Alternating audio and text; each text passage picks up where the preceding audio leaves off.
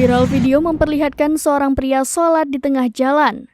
Disebutkan dalam keterangan, pria tersebut sholat di tengah jalan di perapatan lampu merah Wiradesa Kabupaten Pekalongan, Jawa Tengah pada Selasa 11 Juli 2023 pagi. Tak cuma warganet, para pengendara lain pun ikut syok ketika melihat ada seorang warga berkopiah hitam tiba-tiba melakukan sholat di tengah jalan. Bahkan dikabarkan ia melakukan ibadah itu saat lampu merah.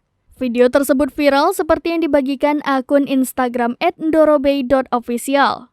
Dalam video viral tersebut memperlihatkan seorang pria berkopiah hitam dan kemeja hitam terlihat berdiri di tengah jalan. Tak sekedar berdiri, ia terlihat melakukan gerakan ibadah sholat.